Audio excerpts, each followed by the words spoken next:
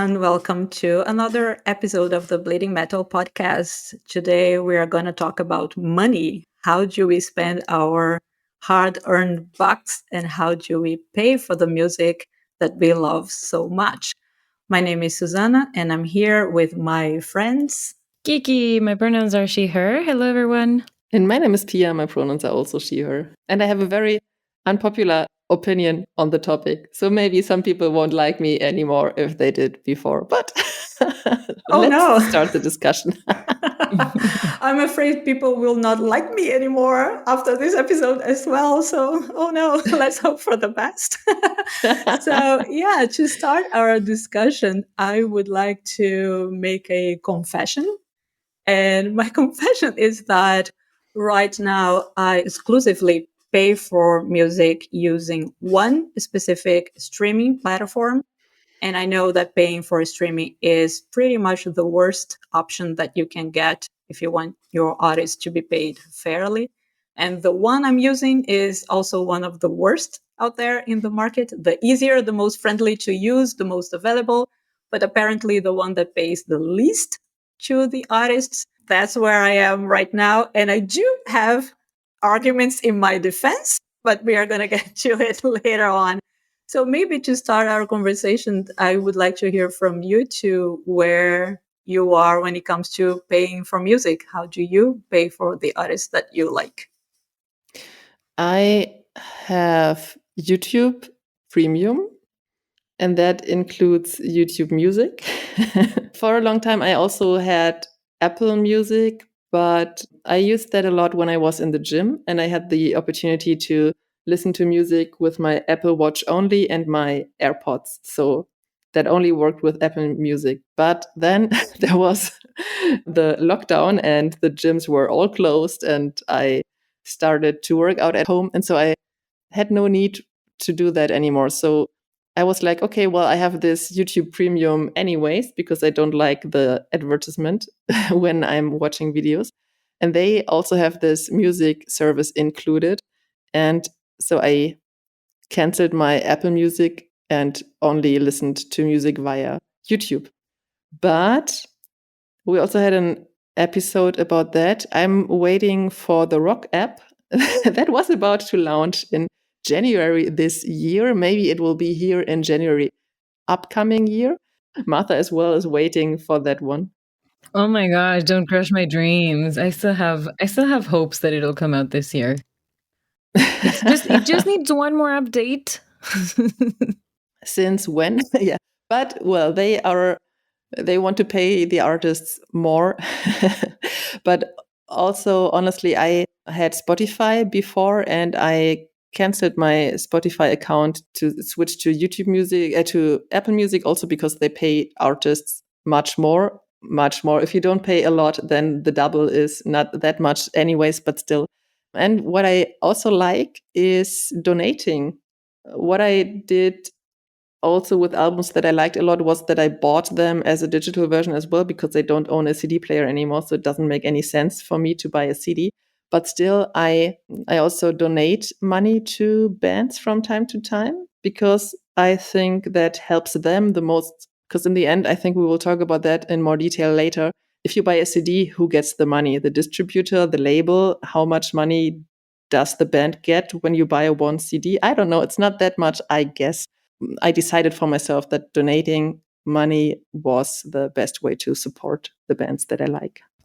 Yeah, I guess one thing that we also have to think about is paying our artists via some kind of platform or directly. So maybe paying directly by donations or by merch, or some artists now have Patreon communities that you pay like a monthly fee, and then you also support them directly. So maybe that's also discussion of how much of our money goes to the artist and how much of it actually does not.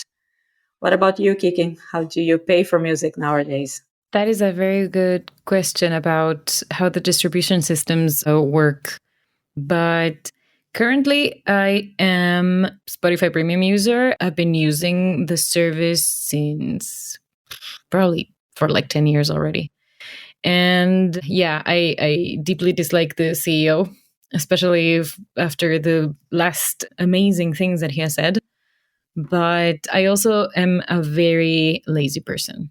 And I admire Pia doing her moves the way she has done so far, because I like all the commodities that Spotify has, and that's where they deserve the credit. They have made their platform available on any device. Almost every car is, has the Spotify app all ready to go. There are integrations for other stuff. Like, I don't know of another platform that I can listen to music on Discord along with friends elsewhere in the world with. That is something that will hurt me and that I will miss once I change to rock. We will link the episode in the description.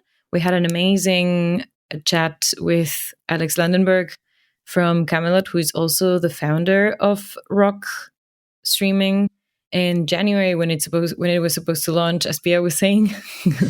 We're recording this in October and it still hasn't come out, but we already got our codes to redeem the perks from the crowdfunding, which means, it should be ready to go. I have the app downloaded on my phone already. It's just a matter of them finally updating last few things, and then us finally being able to use it. Now, I'm dreading this already. See, this is why I'm so lazy, because when it finally comes out and I have to move, I will have to move all of my playlists, all of my things. I will have to change my streaming setup so that when I stream on Twitch, we'll still have music that I'm paying royalties for.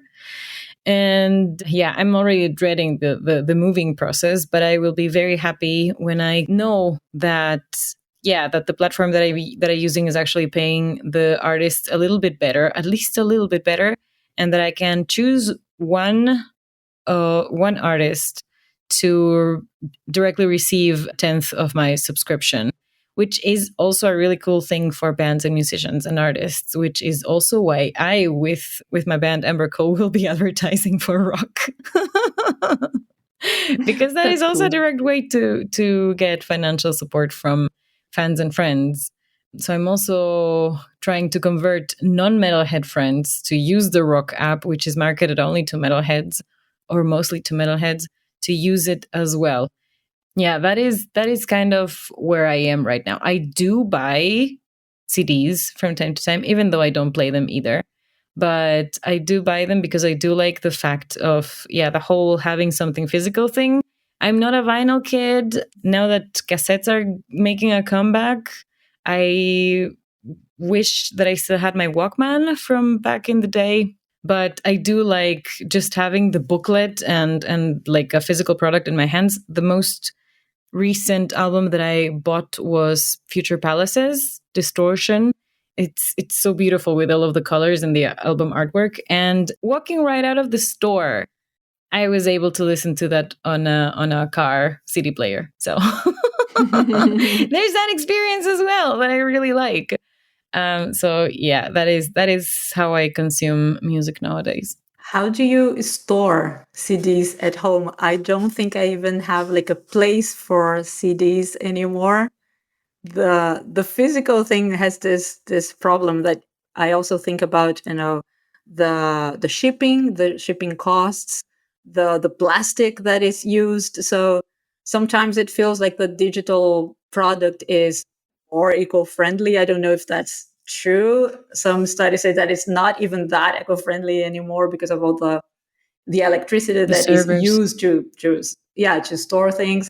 So I don't know, but I don't oh my God, the last CD, I bought it like some 10 years ago. It was a long time ago. And I still, when I moved here, I don't know, I think I either donated or recycled the plastic from the CDs because I didn't have a player anymore. And I kept like 5 that I love. And that's it. So I have a tiny box with 5 CDs that I don't ever listen to. It's like a treasure box. And that's it. Do you also think about the storage when you think about buying music? That is so cool. I love that you have actually thought about it. I don't have a large CD collection anymore either. Last time I moved, which is already 6 years ago, yeah, I also had that problem. Like, what the fuck do you do with all the plastic? It sucks so much. I do have like one shelf, one of those IKEA square shelves full, and I don't order CDs. If I happen to be at a store or if I really like the band, like not for Omega, but the 2 or 3 albums before that by Epica, I almost stood in line, kind of. Like the day of the release, I went to the store and got the CD, and I got the digipack version with 3 CDs or something that I knew I had no use for, but still, it's really beautiful, all the artwork that artists make sometimes. And yeah, so I don't want to deal with packaging CDs because I agree with you. I was thinking of the CD that I got before Future Palace, and it was Stream of Fashion's comeback EP last year, for which I also donated directly to the crowdfunding campaign. And for that, there were 2 options. It was either shipped to you or you could pick it up at the comeback reunion concert in the Netherlands. And so I did that one. Oh, okay. Now I want to ask the two of you about record stores. That used to be such a cool thing to do, to hang out with your friends at stores. And we don't do that anymore. At least here in my hometown, I don't do that anymore. It doesn't exist anymore. It's just not possible. But do you still go to record store, hang out, talk to people? Make me jealous. Honestly, I never did that. Because when I was a kid, there was already the internet and we had torrent, eDonkey, stuff like that, where you could download the music illegally. So that the artist didn't even get anything for that. But that was where I got the music in first place to at least listen to the band to find out whether I like it or not. And if I found out, okay, I like the band, then I had the option to to take the train to the next big city here, to run to the store where they had metal CDs, grab everything I could, run back to the train, and then get back home. So for me, there never was this one record store where someone also told me, this band, you might like it, take a listen or something like that. So I never had that, to be honest. Oh no. What about you, Kiki? I think I know what you mean, Suzana, about hanging out. We had, back in Ecuador, we had a huge Tower Records store, Nice. early 2000s. And back then, I mean, I was a teenager. Yes, hanging out at malls was the thing to do. So we did that, but that was the last years before the torrent and download and piracy crisis. It's not something that I know happens in Germany, in my German life experience. The last store where I got the Future Palace one was like an alternative culture kind of store. There was also a lot of merch and in clothes, and I think they even had like a little stage for concerts. But otherwise, before that, I got them at like a media technology stuff general store. So nothing fancy and nothing you would hang out at. Yeah, nothing cool. Yeah. But tell us about your record store experience, Yeah, please. I used to go. I have a funny story because I used to go to 2 small ones here in my hometown, and one was always closed for some reason. I don't know. So It's so exclusive. yeah, so exclusive. We got to go there like twice and then never again. But the second one was the one we would go the most, my high school friends and I. And it was some friends from high school that introduced me to the store and to the couple that owned the store at the time. And it was around the time that I was finding out about heavier music as well. And again, I was in high school. My friends were in high school as well. We didn't speak English very well back then. We were all still students. And when they told me about the store, they told me the name of the store. And what I heard was Behold. I thought the name of the store was Behold. And I couldn't find a store called Behold anywhere. And then when I finally went there, someone, I don't know, I think I got a ride with someone. They took me there. And the name of the store is actually Abbey Road, like the famous Beatles studio, the famous Beatles album is Abbey Road. But they would read it almost like in Portuguese, Abbey Road. So I thought it was the Wow. Behold. The name of the store was the store called Behold. So till this day, I call it Behold, a Behold, a Behold. You know what I'm talking about. I have a list of now very famous bands that we would mispronounce forever. And to this day, I can't call Rhapsody or Rhapsody of Fire Rhapsody because we would just call it Hapisode, and that's it. So that's the name of the band for me in my brain for forever. Did you know that they had to change their name because there was a streaming platform called Rhapsody? Called Rhapsody. Is a streaming platform? I didn't know that. It's hilarious. I didn't know that either. But that is so funny, Suzana. You need to make an episode about that. Mispronounced band names and I don't know, maybe lyrics as well. But it would be hilarious. Yes. Record store names, stuff that we didn't understand correctly, that completely changed our understanding of things years later when that's what they were talking about. But I do have the experience of hanging out and meeting friends. I do have that experience of having the couple that owned the store. It was a pretty small community. So I guess they just knew everyone, and they would know like, oh, you bought this album last month, so you were going to enjoy this one.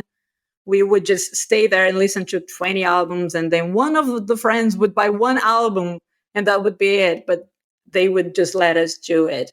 But unfortunately, one of the CDs that I still have in my little box of 5 CDs is I think it's a Sonata Arctica album, one of the first ones. Mm-hmm. And it doesn't have the booklet anymore, because what we would do back then was one of the friends would buy one album, and then the rest of us would just copy the album. Yeah. So we would have one original album with like 10 fakes. And some of them would also just copy the booklet as well. So I don't have the booklet till this day because I don't know, someone borrowed it from me and never returned it. So it was a way of buying music, but it was also to hang out and get to know more bands. But also there was a lot of just copying, burning CDs that just one person paid for. Not great. Yeah, but I think in the end, that is the thing with a lot of other entertainment stuff as well, that maybe one person pays, or in the end, people who are the actors in this, they don't get much out of it. So that was also what I was thinking about, like the artists don't get that much money. But if we talk about metal music, they won't make a living out of it anyway, or most of them. They need to have other ideas like special merch or whatever. So there are other ways to earn money with. You can't earn money with the music anymore. And I doubt that it was ever possible for many, many people to earn enough money to feed their families and everything. And that's also what I thought about. In the end, for many, many bands, it's a hobby that is maybe also well paid. And that's also the reason why I think it is kind of okay that they don't earn or that they don't get that much money from that. Also, when we look at other parts of our lives, for example, I have a colleague who is really good at shooting, and she can shoot with an air gun. She won a silver medal at the Olympics, and she doesn't get any money for that. She doesn't have sponsors. The team she is with doesn't pay for her gun. She has to pay that all by herself. And this gun might cost 3,000 euros. My question is, where do you start and where do you end when you say you want to give people like that money for what they do? Because the Olympics are also shown on TV, for example. So it's also kind of entertainment for some people who like to watch these sports. And for me, it's kind of the same with artists, that they are doing something they like a lot and they are getting something out of it anyways, like going on tour or something. I don't want them to pay huge amounts of money for doing this. So I'm very happy if they get money, and I'm happy for every euro that they get. I also think that basic income is a very good idea, so that everyone gets money to live their lives, and then you can decide what to do with your time. for example. If you have a well-paid job, or if you say, well, the money that I get is enough and I just am a musician or whatever. So I know that many people who are making a living out of music, they are also teaching and stuff like that. So there are other ways where you can get money from. And that's also why I think it's not that big deal when we use streaming platforms that don't pay the artists so much.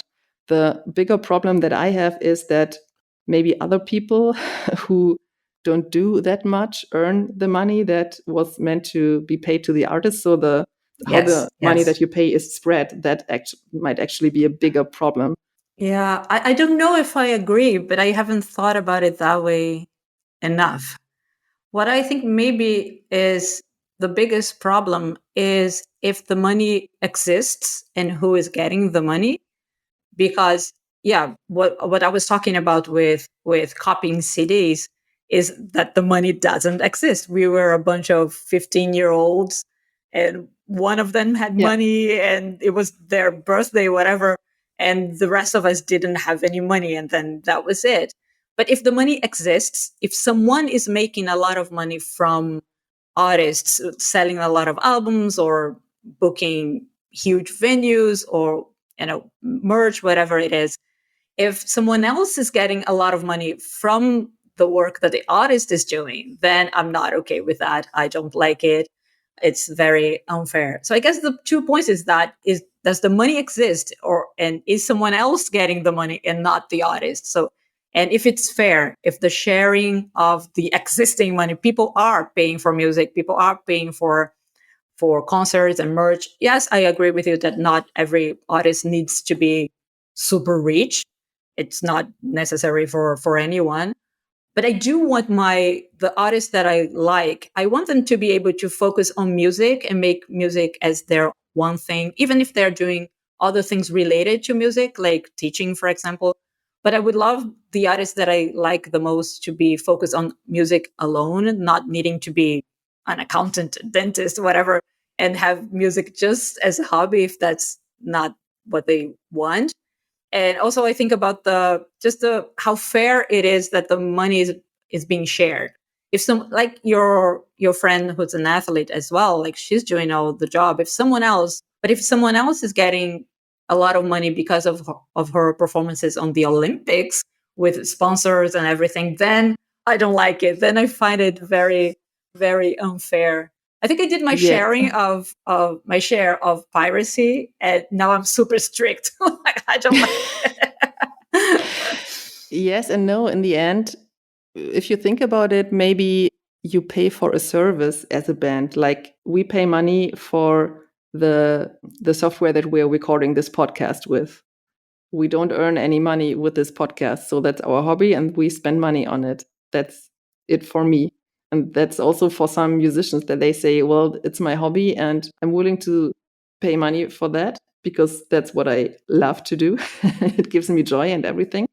And it also gives me joy to share this with others. And if you say, I want my music to be on platforms and I don't want to do this myself, so I'm paying a label to do that, or I'm paying a promoter or someone else, that might also be a service fee for whatever. And if you don't get that much money from the music, that you're not the one who's getting the most money, but you're paying more of the money to the service provider, then that's just it. I also want the service provider to have a fair price for the work, for example.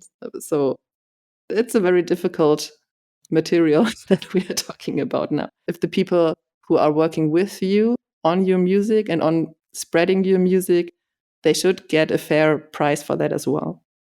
Yeah, Of no, I course. agree, and I understand the part about service that you're talking about. I was just reading this book about digital media and about hobbies in digital media, and how we all in certain aspects we do that. We post on Instagram, we write blogs, we make videos on YouTube, we make podcasts, we produce a lot of content that is just our hobbies and not meant to earn us a lot of money. But then the discussion in the book was exactly that, like, but someone else is making money out of your thing, so like, shouldn't YouTube pay more for your silly videos? Shouldn't our podcast platform, the one that we are using right now, kind of pay us a little bit because we are producing content and using this platform that would, otherwise be nothing if we were not here. But I guess, yes, I think it would be just a whole completely different episode if we would discuss producing content and digital media and who gets paid for what in the virtual world. It would be a long discussion for sure. That's what I was going to say. It is a very complicated topic because it touches on way, way bigger social issues.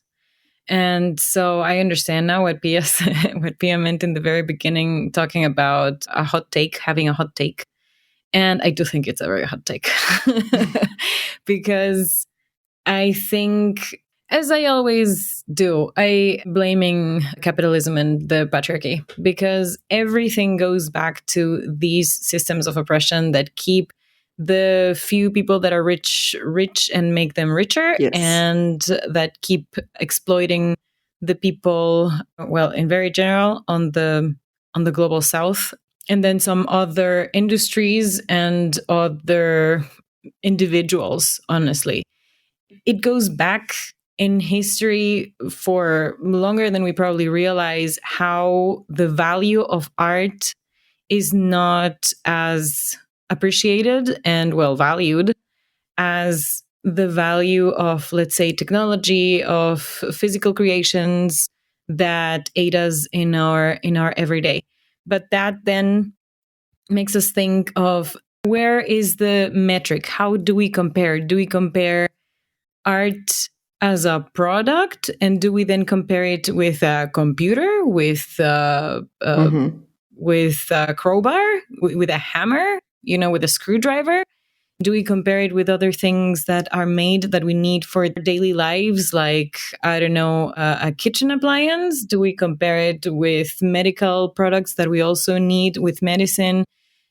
Do we compare it, as you were saying, services? Is art a service that we need, just like we need healthcare, that we need to survive?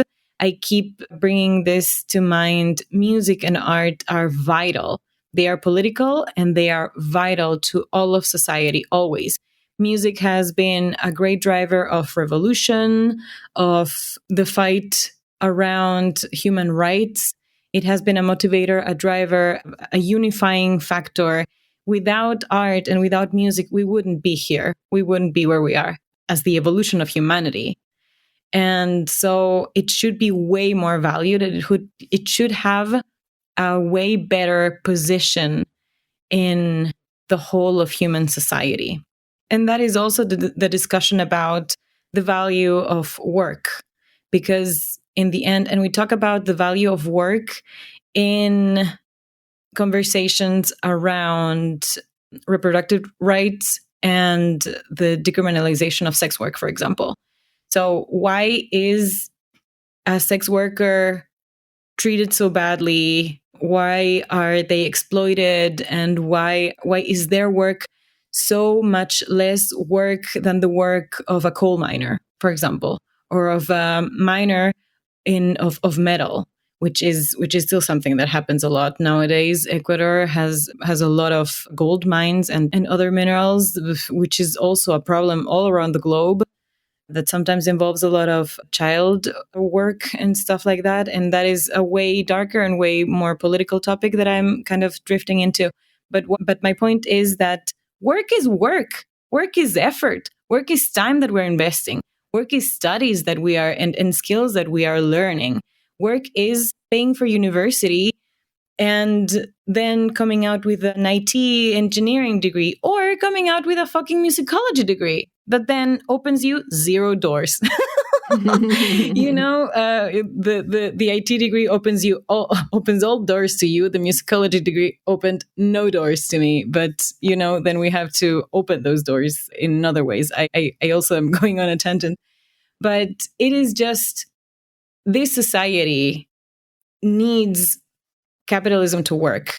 And so it forces, women to make more workers that keep the system working. And in the same way, it has been forcing musicians to keep their product coming to lower and lower prices. And I agree. It's also a generational thing. I don't know how much better it was before. Rock stars be rock stars, be it Mozart and Beethoven, or the big bands that get the big bucks nowadays. I don't know, Taylor Swift and maybe one or two others, Beyonce.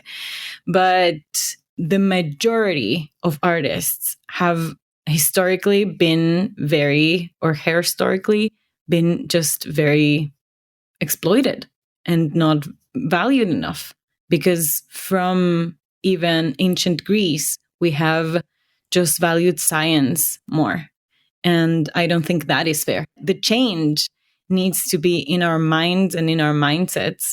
But I just think that it's something that we should at least be aware of, because as you both were also saying, it's funny because what you see as your hobby that you are glad to invest into is also a lot of work and a lot of effort. And to me, Yes. even if I don't generate any income from this is my profession. This is what I do. And then we go on to the personal level.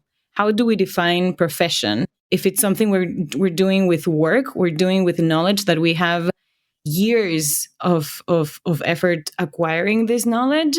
Is it a work only because it pays me? Is it not work because it doesn't pay me? It's a difficult philosophical question, and the lines are very blurry, because it's the same with, say, music photography and yeah, with musicians. Is it still our hobby that we do even though we are charging for it, even though we then cannot pay for rent and for food, but we're still generating some income and then reinvesting it into the band? Is that still work, or is that still a hobby? Or is it work only because I'm doing this solely? Is it my profession only because I'm dedicating 100% of my time, or I'm generating 100% of my income from there? Because we also see bands, for example, Bury Tomorrow, when I talk to them at Tuska, and I hope to talk to them next month again so that we can recap a little bit of that sadly lost interview. But they were saying they like their quote unquote day jobs. They could maybe live off Bury Tomorrow, but they like their work. And I find it so admirable as well, because the two brothers in Bury Tomorrow, they are actually in healthcare. And it's another super low paid, high effort job that they like to do, because it's also something, both with the music and their work, they're making this world a better place. And I admire them so much for it. So it's always also a question of, what does every individual want? Do I want to have a hobby that I pay for and be happy with it because it takes off the pressure of producing something? Or do I want to live off whatever it is that challenges me creatively, where I enjoy putting effort into? Yeah, I guess it comes down to how fair the system can be and how much artists can have this choice. Because if it's their choice, then it's awesome. I was talking about how I want my favorite artists to focus on their art. But if they don't want to, then that's awesome. And Yeah. if they have other jobs that are also great contributions to society, then great. I can understand people having the need to express themselves. And I do understand that not everything has to be a job. It's also a problem that even normal everyday people seem to have to monetize every little thing that they do. So if they like playing soccer, how are you making money with soccer? Right. If you like writing or reading, why are you making money with reading? And why are you trying to monetize every little fun thing that you do? But I guess the whole thing comes down to if it's fair or if it's a choice. If maybe you have an artist that is struggling to make a living, is struggling to even pay for the stuff that they need to make music, or if Yeah. they're not able to pay rent or the bills or anything, then the system is not so fair.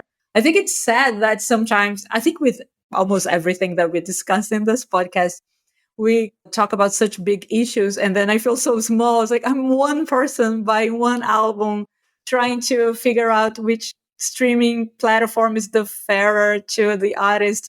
and I feel so small. Like it does it matter so much if I change from this one to this one? It changes. Sometimes it's a cent. This one pays a cent more. Is my 1 cent making any difference? But I Yeah, guess it's still worth it for us to keep on trying to do our best to I support agree. our artists. Yeah. Yeah, definitely. And also at the same time, I think it's very beautiful that you don't actually have to be rich to consume the music, right? That everyone, or I would say everyone has the money to pay 10 euros per month to Spotify. That's not true. Some people don't, but they can use the advertisement version. But it's also good for a lot of people that they have access to the music. In that case, maybe for free or for listening to some ads or whatever. So there's also a good side that it's not a thing that only rich people can afford who exploit others on the other side. We saw where it leads to, that we have the music piracy where the artists get nothing out of it, and also the whole industry that the musicians need gets nothing out of it, because I said that we have the services like labels and everything, but the music also has to be recorded. Who pays the person who records and mixes the music in the end? So they also need to make a living. And what you were just saying, it leads to we have a system that doesn't serve the people at all. And we have people that are crazy rich that could do a lot of good things with their money. Billionaires shouldn't exist. This money should go somewhere else. I'm happy if someone has a lot of money to buy a big boat, but that person doesn't need another big boat and another big boat. So there has to be a line somewhere, and the money that is above that line should be used for something good in the world, to keep the planet alive, to fight poverty and everything. So in the end, we always come to that point that the system is shit. And that's also where I was referring with the basic income. If we would just have this basic income and everyone could choose, do I want to make music because I like it and maybe get some extra money out of it? Do I like to be a coal miner? And I don't know, whatever reason people have to like their jobs. But yeah, that would be a much better system. And I think that it would also work. We wouldn't have the super rich people, and we would all be more equal within the system as well when we come to when we come to money. So that's also what you were saying, Susanna. One person cannot change the whole system. So it doesn't have a big effect if you change, but still, if a lot of people support the bands that they really like, so that the band gets at least some financial output from what they do, and maybe they can buy a bigger backdrop for their tour or whatever, something that makes them enjoy their hobby, profession, however you want to call it, even more. That's a very cool thing. So we were focusing on this streaming and how we are listening to music a lot. There are a lot of other ways how you can support artists, maybe also buy merch, wear the t-shirts, spread the news about them. Also, what we are doing here is we support our favorite artists because we talk about them and other people listen to that and then they find out about these bands. So there are so many ways to support your favorite artists that are away from that. Yeah. Yeah, I wanted to ask you too about this, about finding other ways to support your favorite artists that is not just signing up for a streaming platform. Because, again, with the excuses, but here I find it very difficult to do anything else. So I follow a whole bunch of artists and other content creators on Patreon, and I'm very interested in the business side of creating those online communities. But I don't pay them. I just follow the free content because most of them are from Europe or the US. So it's very expensive for me to pay in euros or dollars. And buying merch is not really available. It's not, I would have to, well, not here in my hometown, I don't think so. In Brazil, yes. But still, you would probably get stuff that is like $100 for a t-shirt, and you would get only the biggest band. So of course you can buy an Iron Maiden t-shirt anywhere. But if I want maybe an It's Okay t-shirt like you're wearing there, Pia, You it's can buy just it on black market. That won't go to the band anyway. I would have no way of buying this. And sometimes, if it were not for streaming, I wouldn't even know a band exists because I'm listening to sometimes very small bands from, I don't know, Norway. How would I ever know about them? So I would like to ask you, how do you find other ways of supporting the bands? Is it Patreon? Is it buying more merch? You go to concerts, which is great. What else? I think you already mentioned the biggest ways. I think Patreon is a really cool thing. I follow a lot of artists there. I contribute to some of their work, and what I also wanted to say is sometimes there are different products, like yes, concert streaming stuffs. I just recently bought a ticket to an Epica stream when they played with an orchestra in Amsterdam, and I was too lazy to go to Amsterdam. And then they had this stream. It was amazing. It was perfect.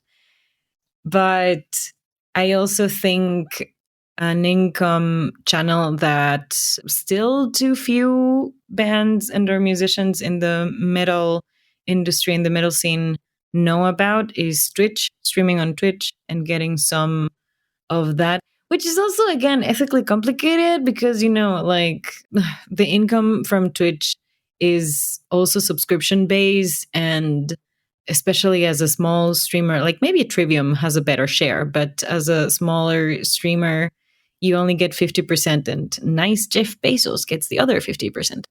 So it's not great, but it's still one way to generate some income while at the same time building community with fans. And otherwise, I think it is also on the artists to think about, to get creative and to try to find a way for other people like you, Suzana, from very far away to be able to support them as well.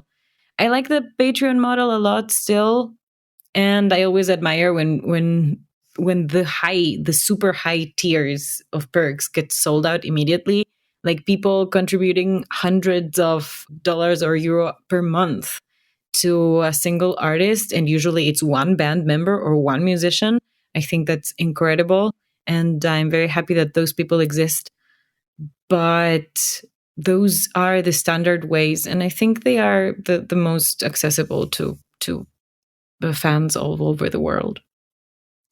But isn't this again a bit capitalistic if you say bands have to find ways to become more creative so that other people find them? So, like, if you have the best interface, if you have the best user friendly ability, whatever, like Spotify, then people will go there.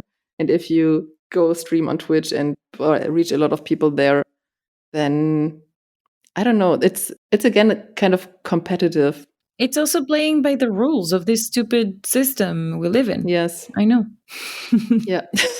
Yeah, I agree with both of you. I think what we can do maybe right now, I think it's maybe us and artists trying to find ways of tricking the system. Because if you can't break the system right now all by ourselves, maybe find ways to make it work better in our favor or in the artist's favor as well. I guess it makes sense for us to think of creative ways of paying directly to the band, maybe the band also finding way to create stuff for us to consume and making it more available. I think I would pay for more stuff if they were cheaper for me. To me, it seems like that Brazil is not a very rich country, and it's very difficult to ship products there and everything. And so I was also thinking, why should people from a country that is not so rich, who obviously don't have that much money, invest a lot of money for a band with 5 white dudes from Germany who are in a very worse social system that, of course, you can be left out of the system, but nobody has to starve, or only very few people really starve here in Germany. You know what I mean? It's also not on quote unquote, it's not on the poor people to save the rich artists, for example, you know? Right, right. Yeah, it makes a lot of sense. But that is also a problem because to those further corners of the planet, so to speak, and I speak from the perspective from Ecuador as well, we don't get to see the smaller bands. We don't know them really. Mm-hmm. All of the musical influence we draw from the States. And so the bands that are big there are the ones who usually make it down to Latin America. Which means, yeah, if one of those is my favorite, it doesn't really make sense, but it is also a lot more extra effort for a fan to then look for bands that are smaller than you can also support financially that way. I think as fans, we have so much responsibility nowadays in terms of what bands and or artists we support. First, it has to be a band. If I support them financially, it has to be a band that doesn't have a lot of income. And if I support them at all, it has to be a band that represents my values and is not a homophobe asshole or something. It's like I have to do all that research. And I need to like the music. Yep. Yeah. So I first like the music, then I do my research, then I decide to financially support them or not. And it's like, oh my gosh, I just want to listen to music. And all of this just so you pay like $5. That's it. And they get like 2 cents. But but that's the system that we're stuck with, apparently. Mm-hmm. One thing that it sucks in some of those digital community things that you can support monthly is that sometimes they don't have an option for you to pay in your local currency, or if they do, it's the same thing. So you pay $5, and when I access the same community here in Brazil, it's whatever $5 is worth in Brazilian money. So it's like it's $5 in the US, around a little bit over 25 reais here in Brazil. So why not make it $5 everywhere? That would make it more fair. Because people would trick the system to pay less. Yes. Oh my God. So many people use VPNs and things like that. It's just so crazy. Don't do this. Support your artists. I'm trying. But you have a point here, and that's also what I meant, that the whole structure is unfair. So yeah.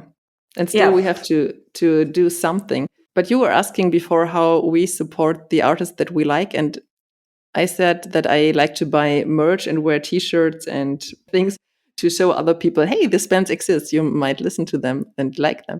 And you can also do something that is even for free on social media, like their posts. I like stories of the bands. I think some bands really don't like me anymore because I'm floating the notifications because I like every story to push the algorithm for them, comment on their posts and everything, because Instagram is also so mean to creators these days that it really makes a difference if you push them there. That's also a way how you can support without paying any money. That's a good point, because we also have, especially with so many barriers that I have here, I do have to think about ways to support bands and artists that don't necessarily include money. And also artists should be compensated for their work with things that are not necessarily money. So yeah, I think maybe sharing and talking to them on social media is a way of doing that. I don't flood my favorite artists. Maybe I should. But what happens a lot is that I usually share the music that I'm listening to, the tracks I usually share, and it's the Spotify automatic sharing thing that they just sync with Instagram, which is, again, not great because it's a Spotify. But every time I share a track from a smaller band, most of the times, like 99% of the times, they thank me, they repost, or they like it. Yes. So in a way, I know that I'm not paying them as much as I wish I would because I'm using Spotify, but they seem to like it, or at least appreciate it, that I am listening to their music and that I am sharing. So I guess it's a way that I can help a little bit more if Spotify is not paying them, that's cool. That's something that I can do. It's cool. And I also think we won't find a logical end or a conclusion or whatever, because the whole thing is so complicated. In a perfect world, the money wouldn't play a role, and we could just think about, how we can spread the word about the artists and not how to financially support them. But still, it is necessary to think about that as well. So I think we had some really cool options for people out there that you might consider doing. Use the Rock app, donate money, buy merch, push the algorithm and everything. Yes. Sign up for their Patreon. Yeah.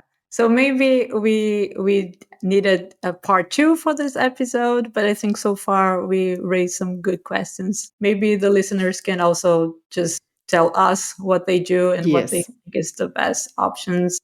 And maybe people from different countries also tells us what are their problems and the solutions that they are finding out there. Yeah. So thank you all for listening.